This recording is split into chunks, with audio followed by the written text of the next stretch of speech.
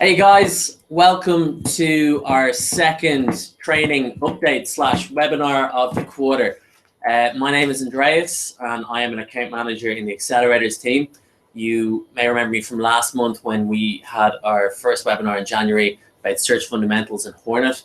And today I'm joined by a very special person called Lorcan, who's an account manager in the Accelerators pod, and he's also a shopping specialist. So we're going to be taking you through Google Shopping today. In short, it's going to be a really important update that we're going to start with.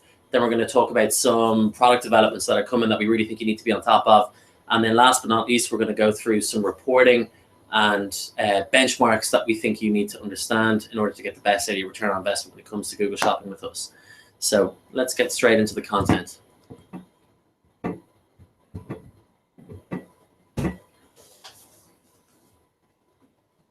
Right.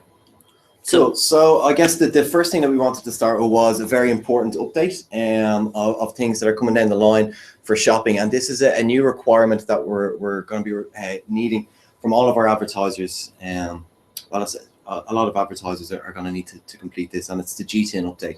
You may have heard about this from your Google AMs. If you haven't, fret not, we're going to bring you through the important things and what you need to know about it, and then you can get in touch with your Google AM or someone on the Google side in order to help you out, help you understand this, and help you understand exactly what you need to do to comply with this update from our side. So first of all, exactly what is a GTN? Well, a GTN is a unique product identifier, also referred to as, some of you guys might be familiar with the terms UPCs or EANs. Essentially, it's a number that is unique to any sort of product, and if your product has a barcode, then it will have a GTN, and that's effectively all that it is. So a lot of the feedback that we've heard from some of our advertisers is that, like, I don't know how to get this, what's going to happen. So essentially, there's just two kind of variants. So if you manufacture items, then you need to supply us with an MPN, which is a manufacturer's part number. If you're a reseller of branded products, then you need to supply us with the GTN, which is the individual, the item number itself. So how can you actually find out what products or lines that you have that are going to be affected by this update? And it's really, really, really easy to do that. You just go into your Google Merchant Center in the Diagnostics tab, and then in the warnings section, anything there that has GTN on it, you can just click on the affected items that I've highlighted there, and that'll bring you through into a separate page where you can download all of the items that will be affected by this upcoming change. What you might find is that you're already supplying this information to us. In other cases, you could need to do a lot of kind of groundwork in order to get that information into your feed. So why exactly are we doing this? A lot of people are asking us, like, this isn't kind of something that we're just doing for admin's sake. It's proven, we've seen results across all of our shopping networks that offers our PLAs with the correct GTNs receive up to 40% more clicks and exposure in more types of shopping ad formats. And merchants who added GTNs to their feed saw an increase of up to 20% lift in conversion rates. And why is that? Essentially, by providing the GTN to your Google Shopping, through your Google Shopping feed, it allows us to surface more accurate results for customer queries. So that it allows us to show results that are more relevant to customers. Another important part of this change as well is that for any future product developments that are coming down the line for Google Shopping, specifically around product catalogs, we will require GTNs. And if you're a reseller on other marketplaces around the internet, such as eBay or Amazon, you may already be familiar with some of these kind of item numbers or unique identifiers. On Amazon, they refer to their catalog numbers or items in their catalog as ASINs, and on eBay, it's the eBay item number. So Google Shopping is no different. We have a catalog of products. We'd like to surface relevant results to consumers that are looking to buy your products from you. And then by providing us the GTNs, it'll allow us to make that experience a lot better for the users and ultimately more profitable for our advertisers. This is the drop dead date. Unfortunately, there's no kind of way to get out of this. There's going to be no exceptions on this. If you do not have a GTN in your feed or supply us with a GTN for a product that requires one by the 16th of May, that product will effectively cease serving on Google Shopping. So it's in your best interest to have all of your products available to serve on Google Shopping to maximize your profits and to maximize the amount of revenue that you can get from Google Shopping. So don't let this bit of admin get in the way of that. please just provide your GTINs in your feeds by the 16th of May to continue serving ads as you normally do.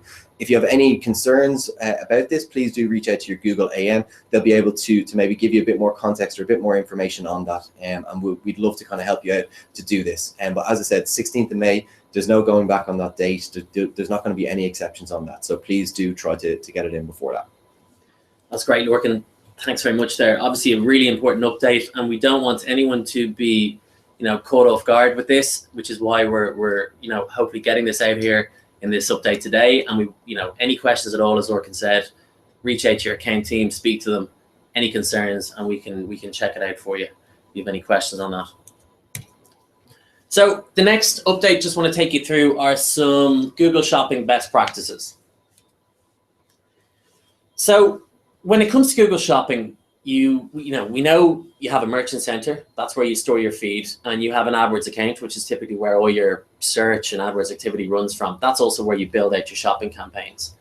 So to summarize, if we think of when you go to build a house, you need a foundation before you can actually put anything on the foundation. And the shopping feed is the foundations on the ground, and then the campaigns in AdWords would typically be the structure of the house itself. So you need those two parts to work together really well in order to have a successful house. And it's the exact same when it comes to Google Shopping and that relationship between the merchant center, the feed, and the shopping campaigns within the AdWords interface.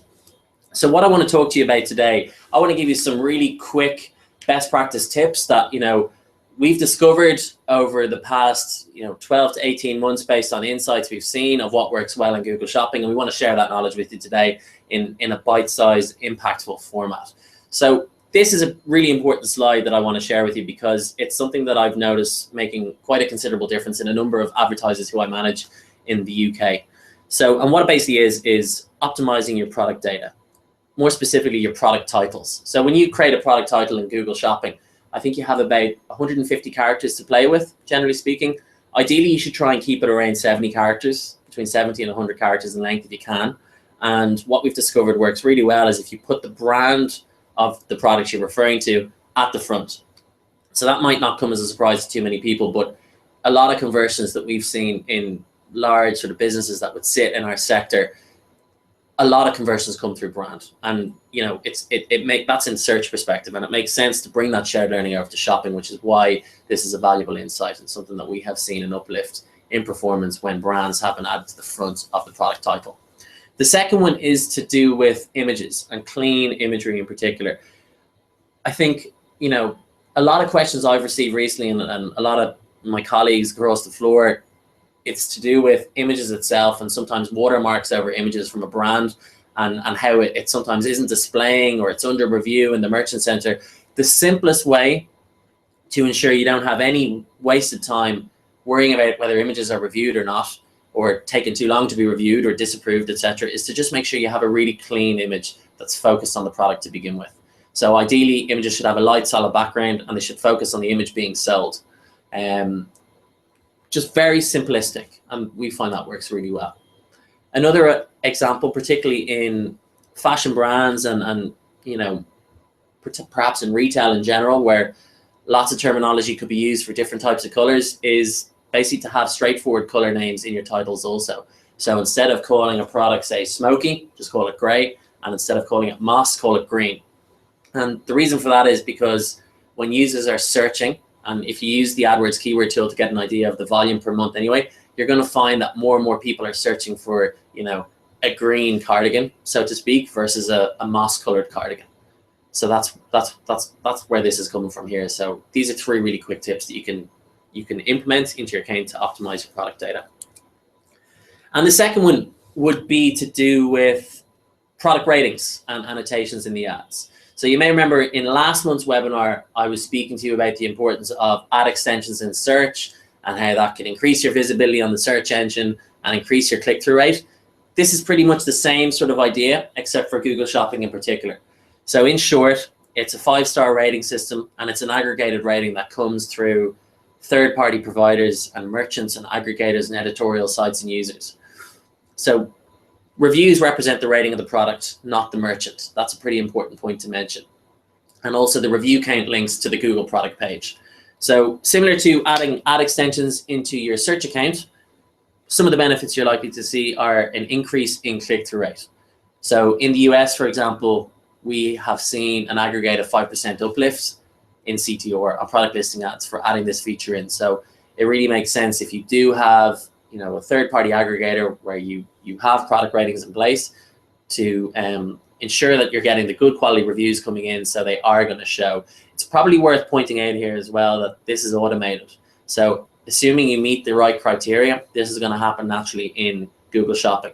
So again, it prompts that conversation.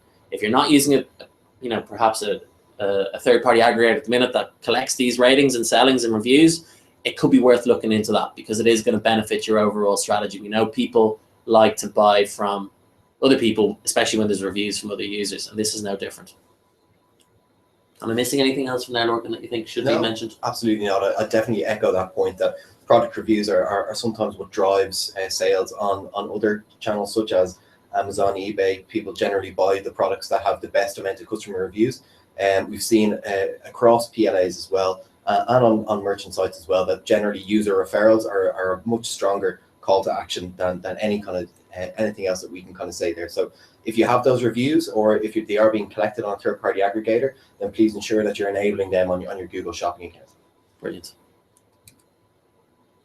Okay, and the next sort of immediate best practice that I think is worth speaking about today is highlighting your ads with special offers, otherwise known as Google Merchant Promotions. So what Google Merchant Promotions is, as you can see with the screenshot on the slide here, it's essentially a special offer that appears beneath the product and the title and the price on Google Shopping. And when a user clicks over it, it's sort of like a little drop down of additional information where a user could get a particular discount. So in this example for Macy's, it says, get a 10% off select architect at checkout.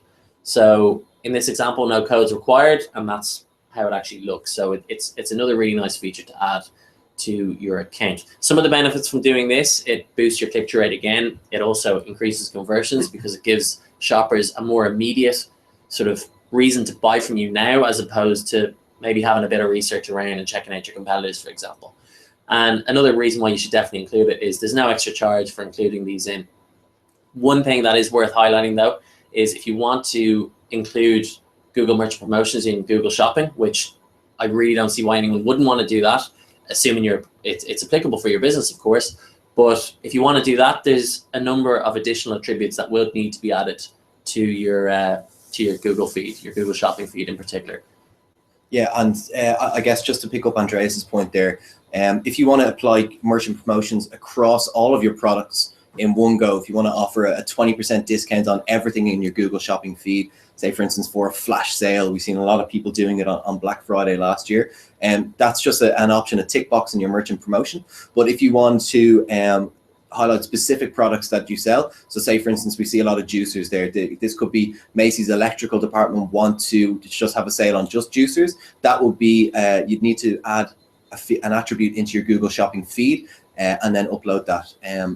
Another kind of good best practice, and one that I've seen kind of a lot of these merchant promotions being refused on policy basis from us, is ensure that the price on the landing page of your website is the full price product, and that the merchant promotion or the discount that you're advertising is only applied at the checkout, either by voucherless checkout, or when somebody enters a specific coupon code or discount code that is contained within the merchant promotions call.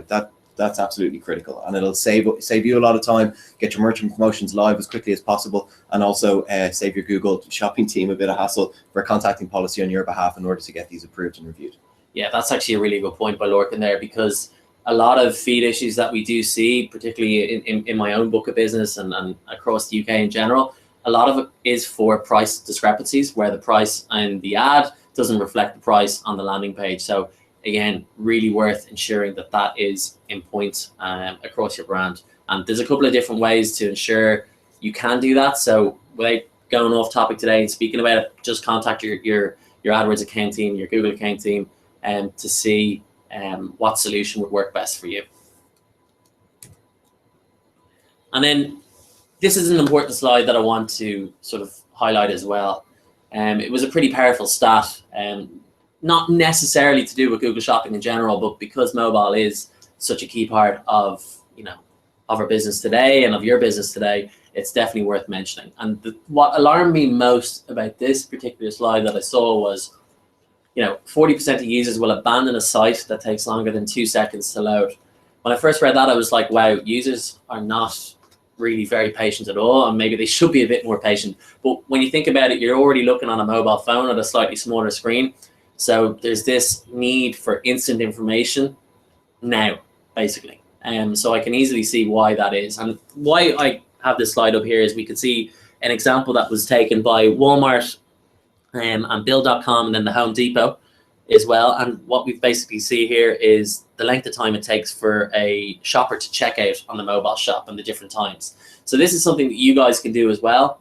You can, it could be, worthwhile doing within your business to see how long it takes a user to convert on your mobile checkout, how difficult it is, and then also compare it to your competitors, or even, someone in your industry who you think has a really great mobile site and you want to learn and implement some sort of best practices from their mobile site into your business. It'd be worth sort of checking that out and timing it. Another way you can see how long it takes for, when it comes to page speed and insights in general, is via Google Analytics. If you've got that installed, there's a page speed section that allows you to check how long it takes each page to load, and on average how long it takes compared to other businesses in your industry. So that's another really worthwhile insight that's worth digging into.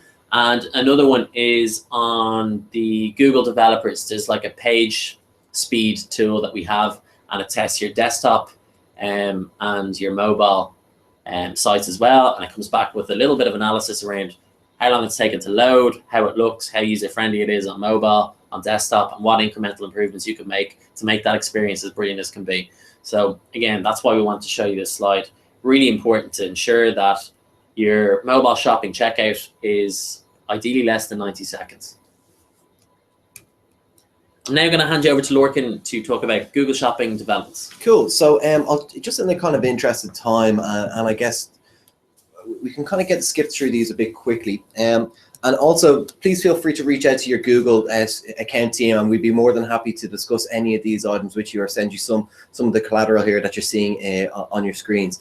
So a few kind of advancements or developments within the interface itself over the last few months and weeks, specifically aimed at Google Shopping. One that's really excited about, and Andreas just touched on there, how mobile is playing such an important part in our advertisers' kind of businesses, and we see it firsthand, the complete shift in consumer usage from desktop and tablet devices over to mobile. People generally aren't kind of afraid to convert on mobile devices anymore.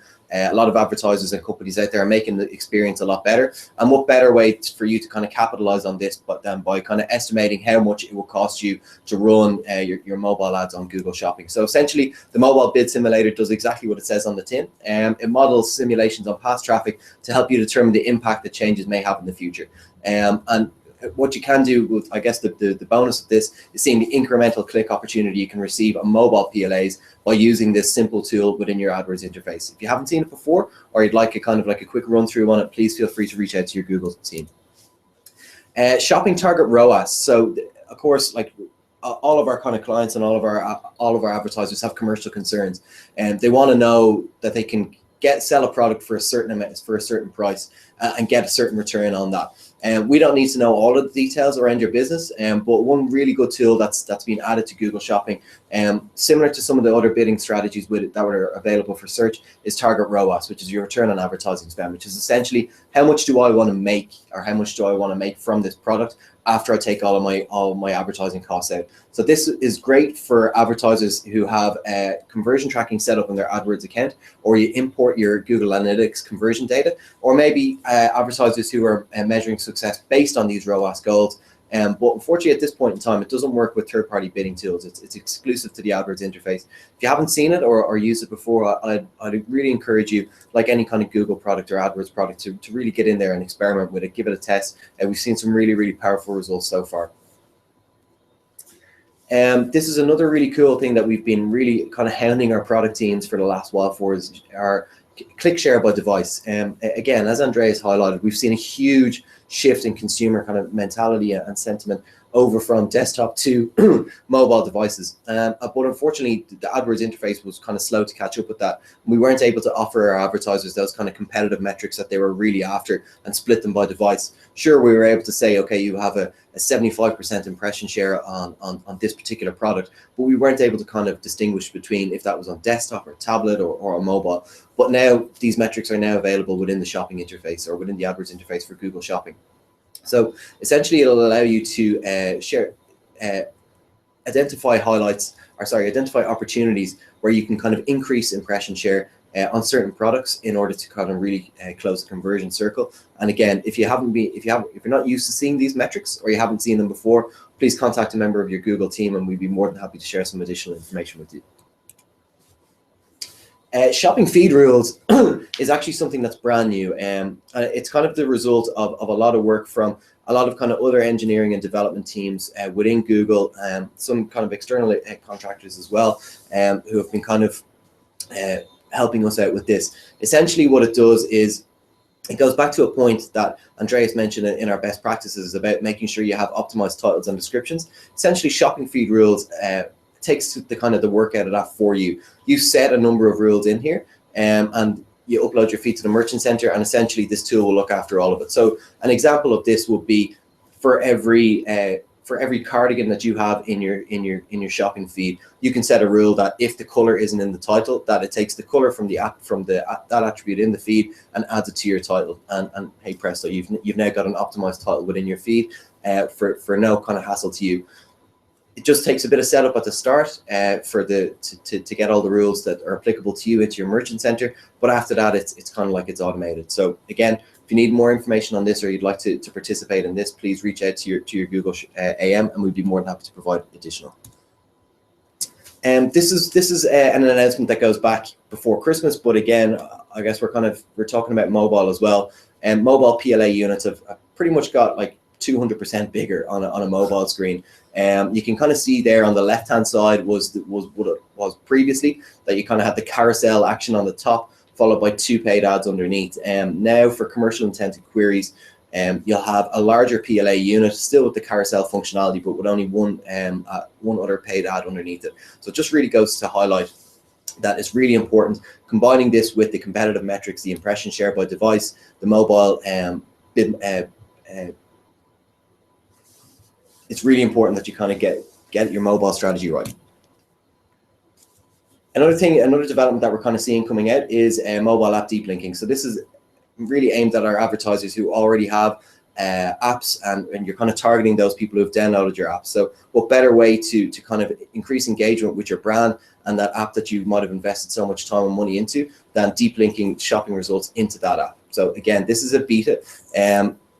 It's kind of limited availability at the moment. So if you are interested in this, if you have an app, please reach out to your Google AM, and we'd be more than happy to provide additional information on this. As I said, it is a beta. It's quite limited at the moment, so we can't guarantee that everybody's going to be accepted for it, but we can certainly look into it for you.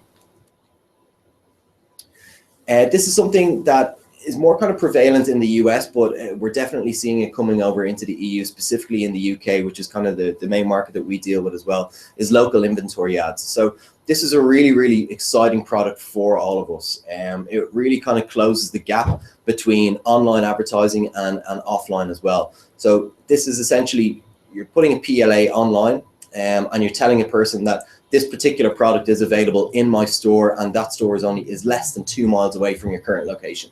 So this opens up all sorts of opportunity for you as retailers in order to get that customer into your store, make the purchase of that product anyway, but also provide them with that really good brand experience of getting them into your store, hopefully get some link sales in there as well. And obviously you can kind of prove this with attribution that the online click led to the offline sale as well. Shopping remarketing lists is still a product that's kind of in semi-beta. It is launched at the moment, but we're waiting for all of the functionality to come into the AdWords interface and AdWords editor in terms of uploading and bulk uploading all of your audience lists. At the moment, the advertisers who are using this are seeing phenomenal results on it. Like, we all know how good remarketing is for search ads, and we're seeing just as good, if not better, performance on remarketing for PLAs. Essentially, we've seen like really good results, like a 35% average reduction in CPA and a 10% increase in average conversion rates. Like, that's absolutely phenomenal. When you're taking away 35% of the cost and increasing those conversions by 10% just by applying an audience list to a shopping campaign and increasing your bids slightly, it's phenomenal, the amount of good results that we're seeing from it. Shopping ads on YouTube is something that we're all kind of really excited about, and this is semi-different to TrueView for Shopping, a product that was released late last year. Essentially, what shopping ads on YouTube is that it allows you to put relevant PLAs on user-generated content. So we all know how popular user product reviews are, how users videos such as like product unboxings are. They've really shot up in popularity in the last few years. And this is a really good link that, like, you can see here in the little GIF there, that this guy is obviously reviewing the new Sony camera that's out. And then why not put your shopping ad in there that'll allow a consumer who's watching that video, interested in that product, click directly through to your site and complete the purchase based on the review that the customers or that user is giving, and then the easy access to the product at a good price on your site. The only requirement to participate in this beta is that you have to opt your shopping campaigns into AFS, which is Search Partners. A lot of you might be doing that already. There is additional functionality coming down the road for this, so stay tuned. If you'd like additional info on this right now, though, please contact your Google AM. Some other upcoming betas that I don't have marketing collateral for just yet because they're absolutely brand new is, and one that we're really excited about is Customer Match for PLA. So Customer Match for search ads was released late last year. It allowed you to upload all of your emails that you've collected from first-party data into your AdWords interface and target those people out on the net with PPC ads. We're really excited and really happy to announce that Customer Match for PLA is here. The beta is really limited at the moment. So if you want to get on there, and if you're using Customer Match for search already, please contact your Google AM. Similar audiences for PLA as well is something that we're really excited about, and something that we're seeing is gonna really take off in 2016.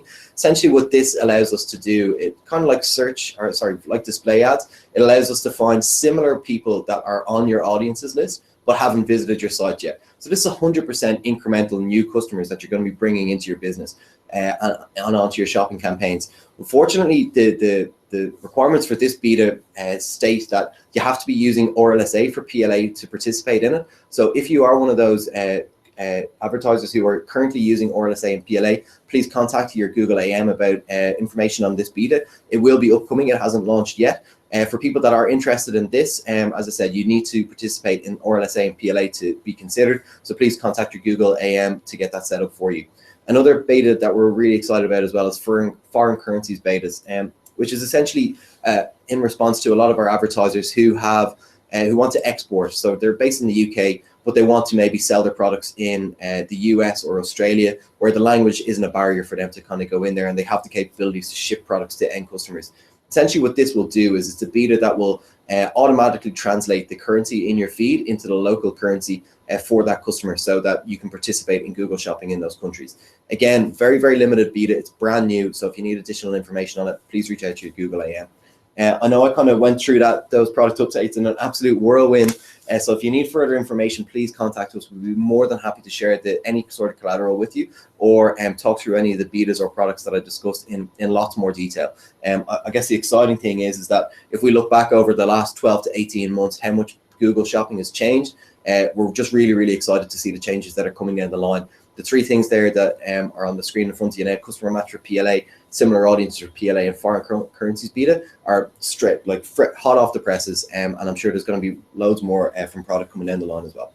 Brilliant, thanks a lot. As you can see, guys, there's so many developments and so many things that we as a book of business and as advertisers we need to be on top of, to ensure you guys are taking advantage of all the great stuff we can actually bring to you. So thanks again, welcome for that. So I just want to move on to something a little less sexy than the Google Shopping developments, I'm afraid, but I'm going to try and make it really interesting, because I think this is probably one of the most fundamental things that you need to, ensure that shopping is working correctly for you. I swear by this stuff, and I think it's really useful. So essentially what it is, to explain and articulate myself a bit better, it's a shared graph, okay, across a set of time, at the bottom axis there. And then on the left, you have 0 to 100%. And what it basically does is it analyzes your impression share. So obviously we can't see the name of this advertiser here, but for your book of business or for your business, we can go in and say, okay, for X, we want to know what their impression share is like. And that basically means what share of impressions are you getting of the potential pool of impressions that exists today. So it's, as you can see from that, it's really important to be on top of that. That's a really important metric to make sure you're aware of. If you are a market leader in your field and you are a market leader in your field, say offline, and you want to have the same sort of impact online, but you're only getting 10, 15, 20% impression share, that's not really the behavior I would associate with a market leader. So it's important that this is highlighted to you and you're aware of the opportunity that exists there. So what we can show you really easily and really quickly is basically where you're losing impression share. So what's your impression share overall? How many impressions are you losing to budget? How many impressions are you losing to bid? So in this particular example, over 58% of impression share is being lost to bids. So the main action to take from this would be to obviously increase your bids where you can, yet still remaining profitable. With shopping, we need to be a bit smarter. There's no average position in place. So impression share is the core metric we need to pay attention to. You need to kind of make sure your bids are at a point where you can obviously be competitive, get as many users as you can, yet still remain profitable. And the most important bit there is remaining profitable. So by no means am I saying increase all your bids in this particular example to a point where it's not profitable for your business. You got to keep an eye on your return on investment of, and basically just bid what you can. So this is something that you can get really quickly from your account team in Google. I like it because it's sort of illustrative. It shows really quickly and easily what your impression share is like over what time frame. If you can imagine now, say this was Christmas that we were looking at here. And for example, say you're a retailer and you're coming into a really busy peak. And we're looking back now to ensure that we have proper shared learnings to take into the next sort of 9, 10 months of the year ahead now. And say this, on this particular occasion, it said that, over Q4, your peak period, your impression share was lower than you expected to be. That's disappointing. So why I like this is because it shows you the trend over time and it lets you take actions from it. Again, this is really easy to get, really quick to pull, really easy to show you. So speak to your account team about it and you'll be able to get this. I would recommend advertisers that are really serious about Google Shopping to sort of request this every couple of weeks to really be on top of it. You can get impression share available via the AdWords interface, but I think whether you're presenting back internally in your own business or you just prefer to have an illustration, reaching out to us and getting this collateral, I think is really important. And another reason, or another sort of benefit we can bring to the table here as well, is benchmarks. Who doesn't like benchmarks? So in this particular example, we see on the left-hand side, we see this particular client click-through rate versus the benchmark click-through rate. So the client click-through rate in red is at 2.10%. It's doing significantly better than the, or sorry, maybe I've read that wrong. The client click-through rate in this example is the blue one, and then the benchmark overall is the red one. So you can see there's a gap there. That's why I like to show this to advertisers. They can say where they're at right now and where they need to be, and are they in line with their expectations as a business, depending on their positioning in the market. And then on the graph on the right, we can see what your client CPC is versus the benchmark CPC again. So in this particular example, the benchmark is in blue, the client's in red. We can see that the client is getting a significantly cheaper CPC than the rest of their competition in the benchmark. So that's pretty good. Okay, I mean, it's really easy to see. So what this does is it gives you a really good insight into the auction, and it allows you to go back internally in your own business and speak with whoever you need to speak with and say, look, this is where we're at today. This is where we need to go. This is what we're currently bidding on, and we can afford to increase our bid by this to remain profitable. So all these insights actually will help you. Again, reach out to your account team, really easy to get, and you should get a lot of practical learning from it as well.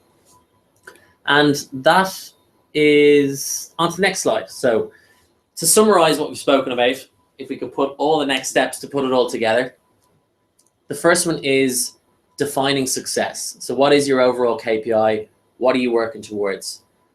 That's really important. Every single action you take, whether it's in AdWords or in Google Shopping or on mobile, you need to be working towards the overall objective. So that needs to be really clear what it is. If you don't have an overall objective or a specific KPI you're working towards, you're not doing as well as you could do if you did have that information laid out and that you're working towards. The second one is winning the auction. So using the reporting and the bidding solutions that we have available, Lorcan went through some really good developments there about target ROAS, remarketing for shopping. Take what is important to you, discard what you don't think is important, but first speak to your account team and see what is important to get their feedback also, and implement these suggestions that you think are worthwhile for you and your business. Again, that link back to your overall objective. And then the third part, to simplify, would be winning the customer. Optimize your product data. That goes back to the shopping titles and the descriptions I spoke about earlier. Make sure they make sense. You've got clear imagery. You've got your brand in the title as far left as you can, and then the product shortly after. And just make sure that it makes sense to a user searching for you. Again, if you need tips on that, let us know. We'll be happy to help and point you in the right direction. And then last but not least, win the sale. Measure the time it takes to check out on your mobile site and identify areas to reduce friction. It was, I think, 40% of users leave a site if they can't do it within 90 seconds, or if they can't, if a site doesn't load within 2 seconds, should I say. So it makes sense to really be on top of that also. So if we were to kind of summarize with 3 key actions we want you to take away from this. 1 would be optimize your titles and descriptions and ensure you're using correct images at all times. 2, speak to your account team regarding shopping developments that are of interest to you. Request Google Shopping impression share and benchmarking reporting from your client team to ensure you get the best return on investment. So that pretty much wraps it up today. We are very conscious that we have delivered an awful lot of information to you, but we think it was really important to go through all of this, particularly the G10 update. So without further ado, we just want to say thanks a lot for joining us. If you have any questions at all, speak to your account team, speak to us, and we'll be very happy to help. Take it easy, guys. Until next time. See ya.